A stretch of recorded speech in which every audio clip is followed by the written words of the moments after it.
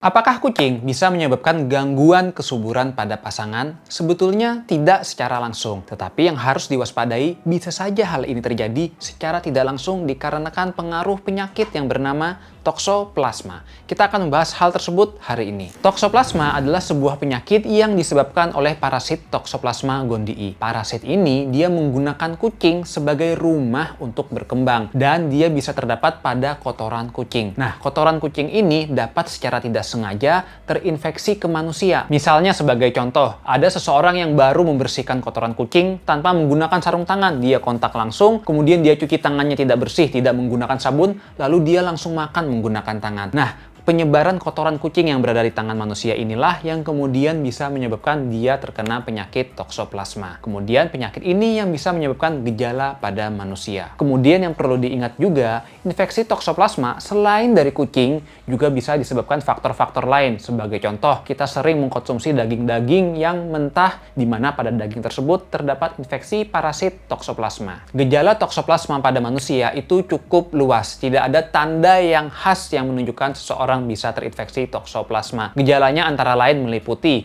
demam, flu, batuk, nyeri kepala, nyeri tenggorokan, nyeri otot, atau bahkan bisa jadi tanpa gejala sama sekali. Sekarang pertanyaannya, apakah bisa toksoplasma mengganggu dan menyebabkan gangguan kesuburan pada manusia? Jawabannya adalah iya. Penelitian menunjukkan pada pria yang terinfeksi toksoplasma secara kronis atau paparan jangka lama itu dapat menyebabkan terjadinya penurunan jumlah dan pergerakan sperma. Sementara pada wanita, apabila dia sedang mengalami kehamilan, kemudian terinfeksi toksoplasma, hal ini dapat menyebabkan terjadinya keguguran berulang kali atau mungkin kelainan pada janinnya. Kemungkinan janin di dalam kandungan terinfeksi toksoplasma semakin besar apabila sang ibu menderita infeksi toksoplasma saat sedang mengalami kehamilan. Sekarang, bagaimana sih cara kita tahu apakah kita terkena infeksi toksoplasma atau tidak? Nah, berhubung gejalanya itu tidak khas, maka untuk pemeriksaan pada manusia kita harus diperiksa melalui pemeriksaan darah, di mana nanti dari hasil pemeriksaan darah diketahui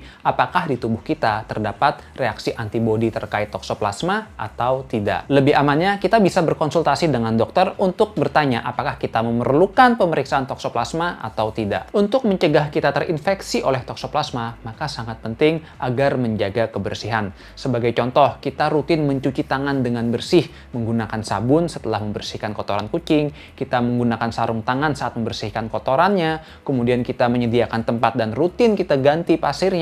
Lalu juga apabila kita makan daging, hindari mengkonsumsi daging-daging yang mentah. Selanjutnya kita akan membahas bagaimana sih dampak toksoplasma terhadap kucing, apa yang harus kita lakukan, bagaimana pencegahannya lebih lanjut bersama teman saya, Dr. Hewan Aran. Toksoplasma itu kalau dari sudut pandang Dr. Aran sendiri, apa sih maksud dengan toksoplasma itu? Dia termasuk golongan protozoa, parasit lah itu. Dia parasit yang bisa hidup dengan cara menumpang di tubuh inang yang berkembang biak. Nah, si toksoplasma ini secara siklus dia tuh ada yang namanya host definitif ya, yang benar-benar jadi tempat untuk dia bisa berkembang dan dia bisa keluar dari tubuh hostnya. Nah, itu memang si kucing yang bisa jadi kayak gitu, yang bisa mengeluarkan tokso dari festasnya itu memang kucing. Tapi kan ada alurnya nih, kenapa Betul. si kucing bisa dapat toksoplasma. Nah, itu dapat dari mana aja, itu banyak banyak faktor penyebabnya gitu, Jeffrey. Jadi nggak semua kucing. Jadi kan selama ini kan yang Indonesia kan semua kucing pasti ada toksoplasmanya gitu. Itu nggak benar gitu. Jadi nggak semua kucing itu ada toksoplasma. Karena hanya kucing-kucing tertentu yang terkena toksoplasmanya. Kayak misalnya salah satunya karena faktor makanan misalnya. Itu sering saya dengar dok, katanya kucing itu gara-gara makan tikus liar itu yang bikin dia kena Ya, toksoplasma. Itu betul? iya, itu betul. Itu salah satu faktor penyebabnya. Oh, oke Jadi oke. salah satu faktor penyebabnya yaitu nangkep tikus liar gitu, nangkep burung liar yang kebetulan tikus atau burungnya terkontaminasi toksoplasma. Jadi kucingnya bisa terkena juga. Jadi kucing itu bisa kena toksoplasma itu dari makan makanan hewan liar yang kebetulan mengandung Ya, toksoplasma atau dari ya, daging-dagingan mentah gitu ya. betul. Iya. Yang paling sering itu dari daging-dagingan itu ya dok ya. Nah, ini nih dok, yang salah satu yang harus dipertimbangkan nih. karena nih sekarang nih lagi ngetren banget kan raw food ya, makan mentah gitu. Eh, Back to nature lah istilahnya. Cuman yang satu yang kita lupa, yaitu tadi yang saya bilang, toksoplasma itu bisa menempel di dinding, di otot-otot dari hewan mamalia lainnya gitu. Jadi di sapi, di domba, eh, itu dia dia melekat di dagingnya. Dan ketika tidak dilakukan pemanasan secara sempurna, toksoplasmanya nggak mati. Nah, jadi ketika dikonsumsi ya ketularan lah jadinya si kucingnya. Sekarang dulu ya, kalau saya dapat kasus toksoplasma itu rata-rata ya dulu sih kucing-kucing liar gitu. Kucing-kucing liar yang ya memang seringan berburu gitu loh, berburu tikus, berburu burung. Nah, sekarang nih saya udah mulai sering banget nemuin eh, kasus positif toksoplasma di kucing-kucing ras yang salah satunya itu British Shorthair. Dan kita tahu itu British Shorthair ras-ras yang ya ras yang pastinya dimiliki oleh para catry nih, para pemilik, para pembiak kucing. Nah, saya menemukan beberapa kasus dari catry yang berbeda juga, yang ternyata positif tokso dan setelah ditelusuri ya karena kebiasaan dari pemiliknya yang sering memberikan daging mentah. Kalau kita terus ah apa betul dari daging mentahnya? Nah, sekarang ini kucing-kucing rumahan, catry pasti ada cat room-nya kan. Kucing tuh pasti di dalam ruangan itu aja itu, nggak mungkin ketemu tikus, nggak mungkin dia nangkepin tikus atau burung liar. Nah, satu-satunya jalur untuk dia masuk ya dari makanan yang dikasih sama pemiliknya. Salah satunya itu daging mentah. Dan sekarang tuh gencar banget gitu, karena emang kalau diberikan daging mentah tuh kelihatannya tuh lebih cepat gemuk, lebih bulunya lebih bagus katanya seperti itu. Tapi kalau menurut saya kita harus pertimbangkan juga ini hewan ini udah didomestikasi ya. Jadi udah dibuat sedemikian rupa agar dia bisa berinteraksi dengan secara dekat dengan kita gitu. Makanya kan udah nggak jadi banyak yang udah menganggap tuh udah jadi kayak bagian dari keluarga lah istilahnya hewan-hewan kesayangan ini. Nah, jadi kita harus pertimbangkan juga aspek apa namanya kesehatan kitanya sebagai pemeliharanya. Nah, sementara kan kita tahu ya toksoplasma itu penyakit yang menular, yang zoonosis, yang menular ke manusia. Nah, kalau misalnya ada cara untuk mencegah biar dia tidak terkena toksoplasma, ngapain kita memaksakan untuk memberikan sesuatu yang sudah jelas-jelas akan menyebabkan toksoplasma di si kucing. Jadi mungkin itu yang harus dipertimbangkan juga. Salah satunya pemberian raw food daging mentah pada kucing dan anjing. Tapi kalau misalnya memang sudah siap resikonya ya silakan.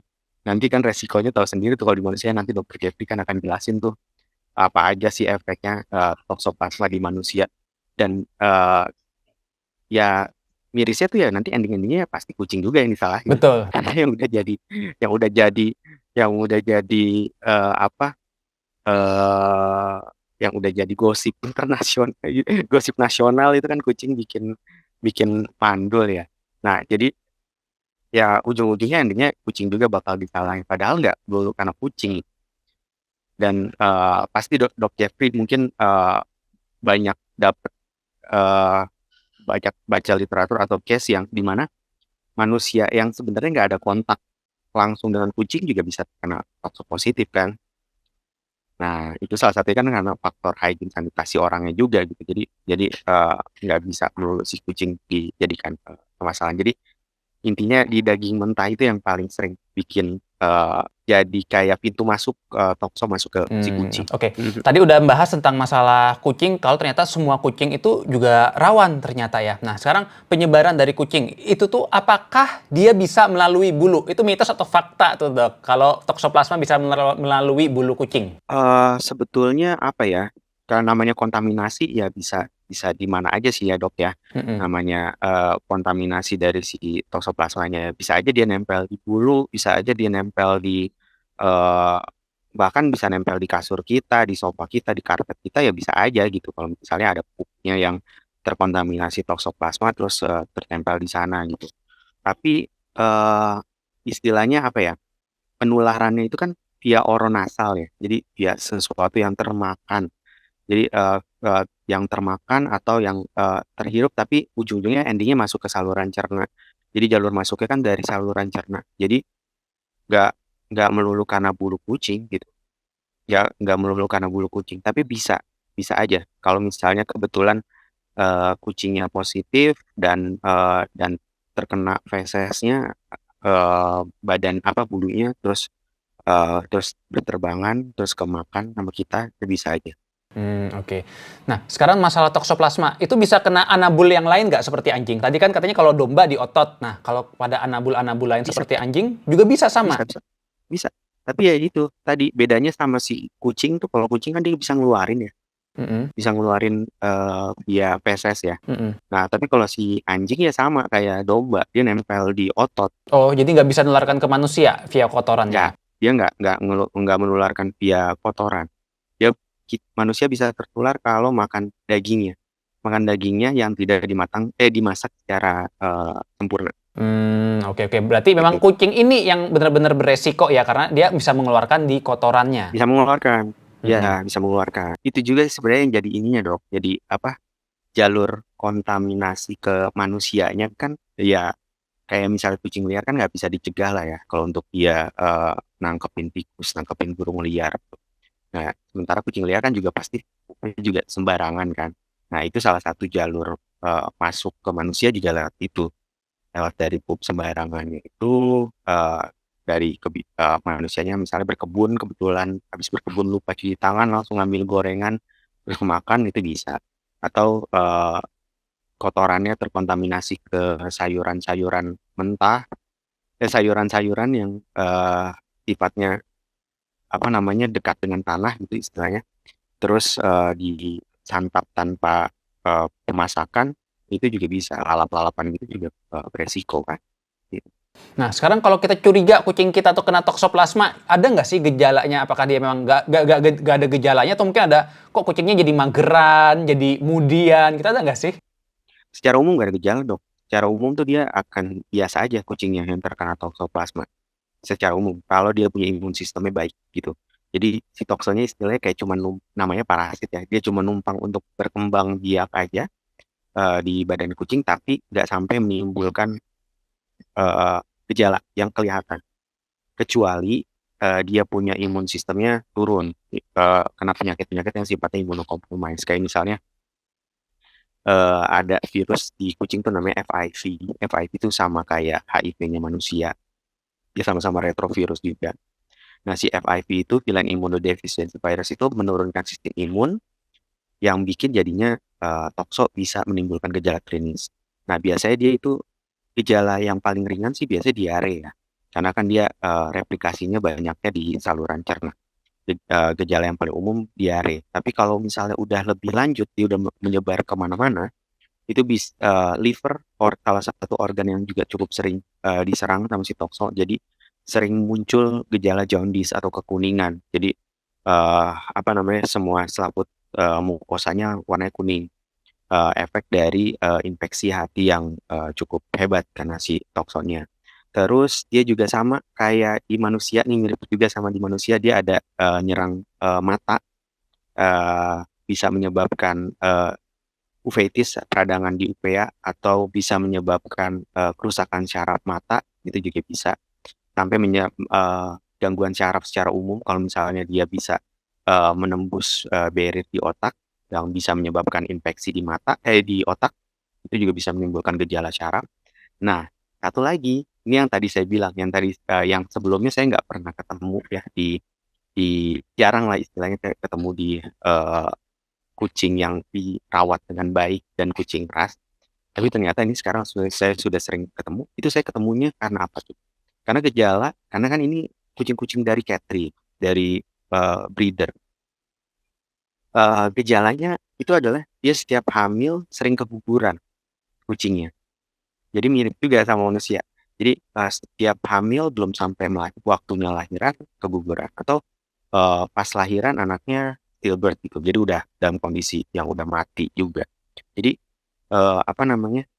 Itu yang mencurigai akhirnya saya tes tokso dan akhirnya positif. Jadi itu salah satu gejalanya kalau misalnya ada kucing yang terinfeksi tokso, kalau misalnya dia sering keguguran, hamil keguguran, sebaiknya juga dites toksoplasma karena itu bisa jadi penyebabnya karena si toksoplasma atau bisa juga kucingnya tidak bisa punya anak, mandul dalam Oh, artian jadi udah dikawin berapa kali kok nggak hamil-hamil nih dok. Nah jadi itu mungkin bisa aja sebetulnya pembuahan terjadi tapi proses implantasinya nggak gagal istilahnya ada kematian embrio dini yang nggak sampai ke bentuk embrio atau embrio masih awal banget jadinya udah langsung keguguran langsung abortus yang nggak kelihatan sama pemiliknya mungkin sebenarnya konsep apa namanya eh pembuahannya terjadi tapi tidak sampai ke bentuk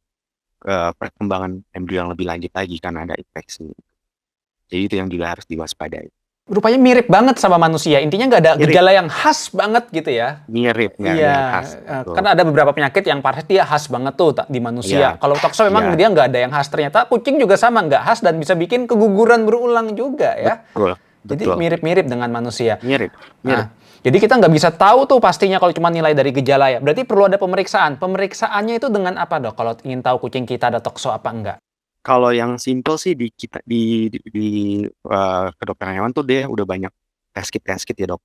Jadi kita ada tes kit tokso antigen, ada tes kit tokso antibody kayak gitu-gitu untuk yang sifatnya rapid ya, untuk bisa tahu pasti dia eh, ada tokso antigennya atau ada tokso antibodinya. Tapi kalau yang ditanya yang akurat, saya sih lebih sukanya pakai PCR ya. Jadi kalau pakai PCR tuh tingkat akurasinya lebih tinggi. Itu juga sama, kita ngambil sampel sampelnya dari feses sama dari darah. Berarti kalau Gitu. misalnya antigen atau mungkin pemeriksaan PCR-nya positif, itu lebih Mm, baik ditangani dulu ya dok ya kucingnya, diobati dulu. betul, Untuk mencegah supaya penyakitnya nggak kena ke manusia ya. Ada betul, pengobatan betul, khusus ya dok ya dari dokter hewan. betul, betul, betul, betul, Nah, dan penting untuk diisolasi, terutama kalau misalnya lagi ada ibu hamil gitu ya, atau betul, lagi ingin betul. punya anak. Nah, itu kucing-kucing yang terbukti itu lebih baik diamankan dulu. Atau kalau misalnya ingin program hamil, nggak ada salahnya kucingnya untuk diperiksa dulu ya dok ya, Nah, betul, toksoplasmanya. betul, betul. Iya dok. Jadi apa namanya? Ini kan sebenarnya toksoplasma kan bukan ini penyakit yang berbahaya, yang bisa menyebabkan gejala yang berbahaya. Tapi kan ini penyakit yang organisme yang ada obatnya gitu. Yang ada obat yang bisa mematikan si toksoplasmanya gitu. Tinggal minum obat, rutin minum obat ya dia bisa hilang gitu di toksoplasma tergantung sistem kekebalan juga tentunya.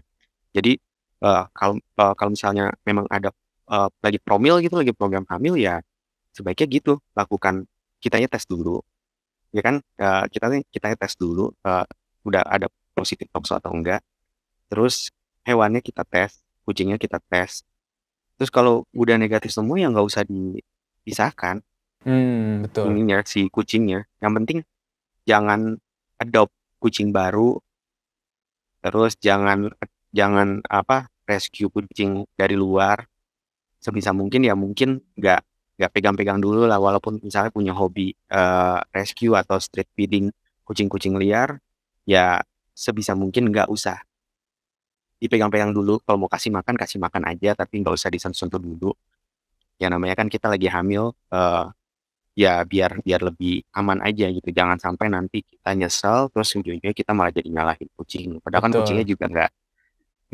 ini ya nggak minta untuk dilus-lus ya. Iya. Karena itu tadi dok ya, saya baru tahu informasi yang menarik banget kalau toksoplasmanya itu bisa nempel di bulu secara nggak langsung. Nah, makanya kalau Secara nggak langsung ngelus-ngelus. dan itu kecil banget sih memang kemungkinannya sangat kecil tapi ya secara tidak langsung bisa Oke. Nah, sekarang untuk pencegahannya nih dok, ada nggak sih vaksinnya kucing itu bisa aja, oh ini udah negatif nih, aku mau aman nih, aku kasih vaksin ah. nggak ada sayangnya nggak ada vaksin di faktornya gitu jadi makanya jadi pencegahannya ya sama kayak di manusia ya manusia biar nggak terkena tokso kan salah satunya jaga pola hidup sehat tidak makan makanan mentah selalu cuci tangan gitu nah kalau di kucing ya kita jangan kasih makanan mentah jangan biarin dia berburu dan kalau memungkinkan selalu indoor akan lebih bagus. Jadi dia nggak ada kontak kontak sama tanah atau kotoran hewan lain gitu. Mm-mm. Oke, jadi pencegahannya kembali ke tadi memberi makan kucingnya ya. Hmm, Dan kalau di manusia juga itu kalau membersihkan kotoran itu ya dok ya parah tuh. harus Hmm. bener-bener aman gitu loh. Nah boleh di-sharing nggak dok dari sudut pandang teraran gimana cara membersihkan kotoran kucing yang benar dan baik supaya kita sehat nih? Cara membersihkan kotorannya ya tinggal serok aja terus buang sih beres. Sebetulnya. Jadi cuman ini prinsipnya ya. Jangan ditunda-tunda lah. Jadi kalau pas lagi anget-anget itu kalau bisa udah langsung diserok ya, langsung diserok, langsung dibuang dan jangan jangan numpuk pasir gitu kan rata-rata suka nambahin pasir aja gitu, diserok terus pasirnya agak kurang tambahin, tambahin, tambahin. Dan ininya nggak pernah dicuci gitu di litter boxnya, padahal itu juga bisa jadi kontaminasi kan.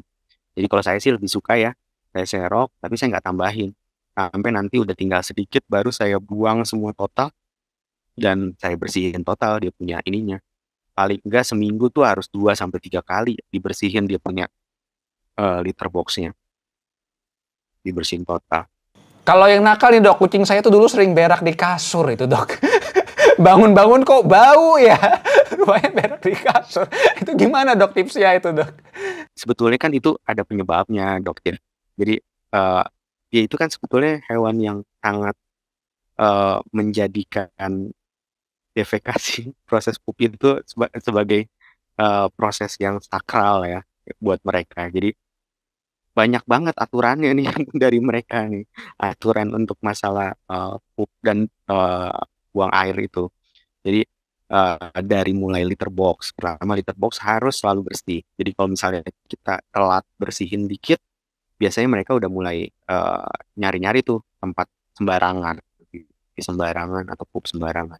Terus eh, tempat kita meletakkan litter box gitu, misalnya litter boxnya kalau bisa ya jangan di tempat yang bentar-bentar orang lewat, bentar-bentar orang lewat. Itu dia nggak suka tuh lagi semedi, terus tiba-tiba ada yang lewat gitu dan mengganggu ketentramannya dia, ya dia nggak suka tuh. Terus kayak di tempat yang berisik, misalnya kita taruh samping mesin cuci, bentar-bentar mesin cucinya nyala, dia nggak akan mau pup di situ.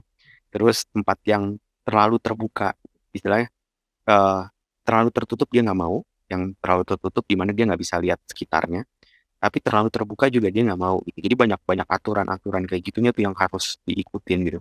Udah gitu, kalau misalnya ada kucing lain, ada beberapa kucing yang nggak mau pup barengan nih di satu litter box.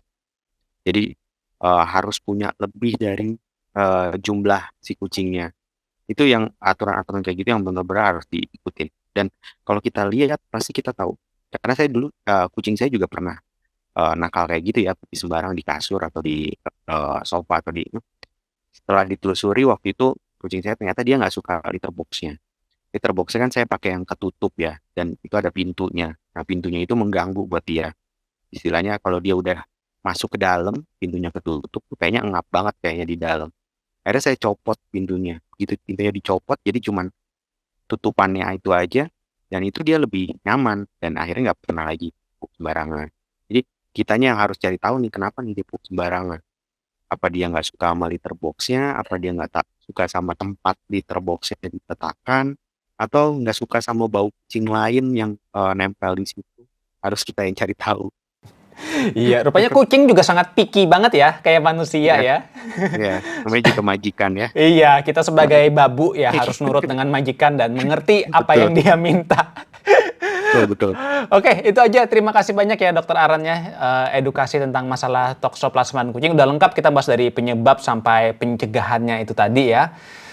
Saya senang banget. Saya juga kebetulan suka sama kucing dan ini ilmu yang dibagikan Dokter Aran ini sangat bermanfaat banget buat para cat lovers dan pemelihara kucing. Itu tadi penjelasan terkait apakah kucing bisa menyebabkan gangguan kesuburan pada pasangan. Sebetulnya gangguan ini bisa ditimbulkan secara tidak langsung ya karena penyakit toksoplasma itu tadi. Itulah kenapa buat kita semua yang memelihara kucing penting untuk menjaga kebersihan supaya kesuburan kita tetap terjaga. Selain itu, kalau misalnya kita kesulitan untuk memiliki keturunan, jangan buru-buru mengkambing hitamkan kucingnya langsung, karena bisa saja sudah terdapat gangguan pada spermanya atau telur pada wanitanya yang disebabkan oleh berbagai faktor lain. Itulah kenapa kalau ada gangguan kesuburan atau kesulitan memiliki keturunan, segeralah untuk memeriksakan diri ke dokter, di mana para pria bisa ke dokter andrologi dan wanita ke dokter kandungan.